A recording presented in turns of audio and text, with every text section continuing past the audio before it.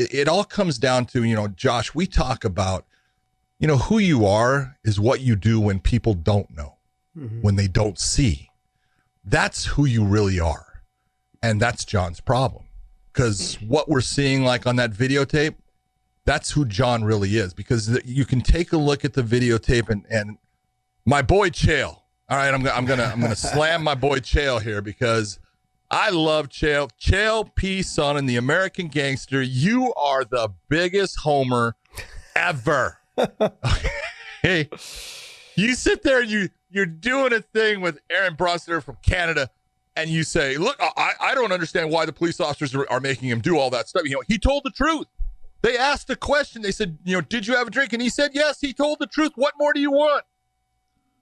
Are you kidding me? You want to say he told the truth? He didn't even tell the truth in that aspect.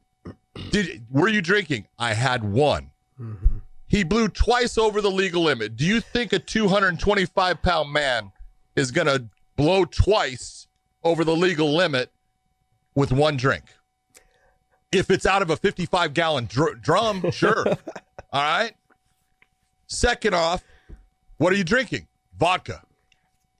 He's got a 3/4 empty bottle of tequila or mezcal in his Jeep. And why is he firing guns off in public spaces? What are you doing? I'm here just trying to help the homeless. What are you trying to ventilate them?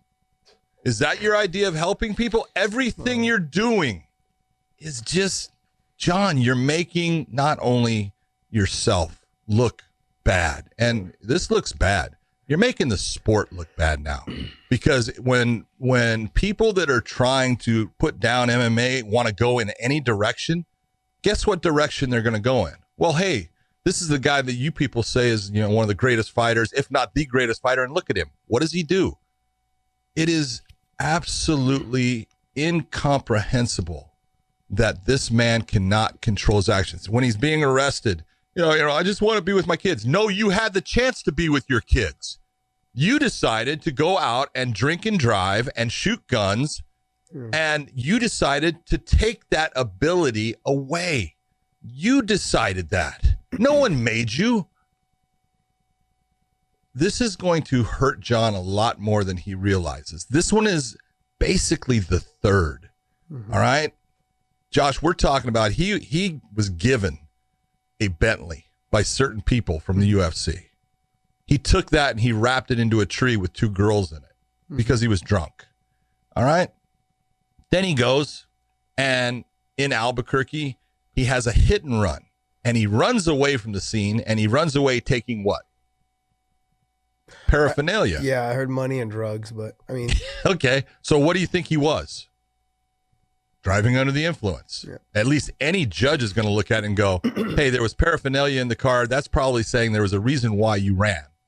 They may not have tested you for that, by the time, that you cleaned yourself up and were able to get anything. But I'm going to look and say, the evidence shows you were probably driving under the influence. And now he wasn't even driving. He was sitting.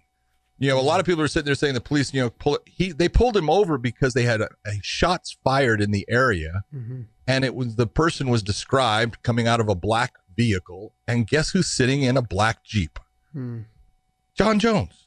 You create these situations for you to lose your freedom, your ability to fight, your ability to provide for your family, your ability to see your family and to do things with them. And you're putting out posts about the coronavirus and hey, all we got to do is sit inside. Let's not screw this up. Who's the first person that can screw it up? He's just, and I'm going on a rant, but this is the one. There's also the thing, someone put out a thing, the defense attorneys say that this could be thrown out because of the coronavirus. I guarantee it's not going to be thrown out. Not a third time, man. They're going to look at it. They definitely have this as a second time, and they're going to look at it as a third time, and he's going to do some time. I'm just telling you. It may not, it'll be what we call jail, not prison, but he's going to spend some time with his butt behind these things called bars because he's proven that he does not change his attitude and his demeanor and his aspect towards doing the right thing. He's done it before. He's now doing it again. And they're going to say, well, you didn't listen to us the first time. And you obviously didn't even really take it that serious the second time. So the third time, we're going to show you made a big mistake.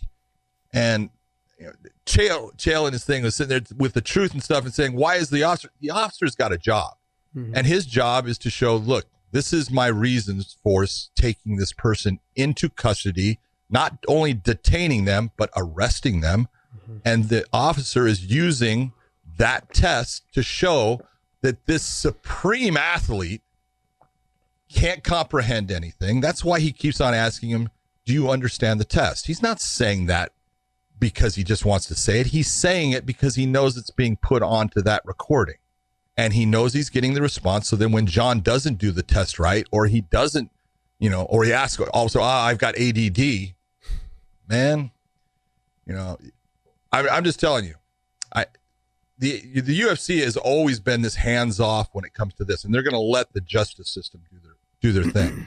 But Jon's not going to be fighting for a while. So they're going to end up stripping him of that title. Mm-hmm. Again, how many times can you be stripped of the title? The real question is, do you want him on your roster? Do you really want him? Yeah, I see here. I guess for me, this is my thing, is that they were going to use him up anyways until he hit about 34, 35. And then if things like this happen, then they're fine with cutting him or just not fighting him as often because they know that he's on the back end of his career. Yeah, it's common for this to happen. It happens in the NFL, happens in the NBA, it happens in all these other sports. Don't think that the UFC or other fighting promotions are any different. When you are not valuable anymore to them for the long term, you're gone. You're gone. Like, there's no reason for them to put up with this type of behavior.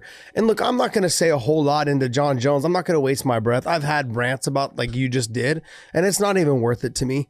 Are you saying that my rant was worthless? No, I'm just, right. No, you just, I'm sure you haven't had them as many times as I had about Jon Jones. And, I can say a lot of things about him. No one's ever doubted his talent. No one's ever done that. Like you said, you've talked about He's incredible. That. He's extremely talented. He's probably the most talented person that's ever stepped foot in the cage,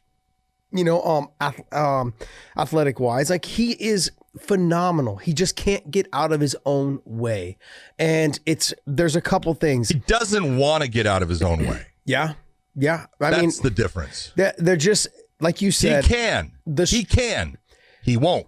Here's the thing, John, is that I kind of went through the same thing when I was younger as well. And it took a good friend of mine, this guy named Trevor Prangley, to snap me out of it. I was partying every weekend. Even when I had fights coming up, I was at the club. It was, and not to blame my loss to Clay Guida on that, but I was partying the whole week of the whole 3 weeks before the fight. Every weekend, bottle service Thursday, Friday, Saturday night, out with the boys, hanging out, just stupid stuff. Still doing all my training. It's just not the training that you need to be doing. He's able to get away with that because of his athleticism. I wasn't able to get away with it. I'm just trying to relate you guys to scenarios and situations, but it takes sometimes a good friend of yours, whether it's his brothers or whether it's like a really, really close friend, but it's also different from somebody. It's got to come from someone who is at your stature or above for you to snap out of it. And I don't know with him being who he is, if he's going to find somebody like that, because people above his stature don't do shit like that. They don't want to be around people like that. So it's harder for them to be like, hey, Jon, let me talk to you, because they don't normally hang out with him because he acts like that. He does stupid shit like that. No one with the higher stature is gonna be like, hey, or equal to them, whether it's his brothers, whether it's, they're not gonna be out there hanging out while he has a gun in the car. They're like, fuck that. No way, man. I'm not trying to get caught up in the shit that you're caught up in like that, and then discharging a firearm in in Albuquerque, New Mexico. You got to think that it'd be a matter of time before they find out Jon Jones did it. It just doesn't make it just doesn't make sense, And so, like you said, I really do believe that structure is something that he needed. And fighters say this all the time. If it wasn't for fighting, I would be dead. 100% agree. Okay. Weighing in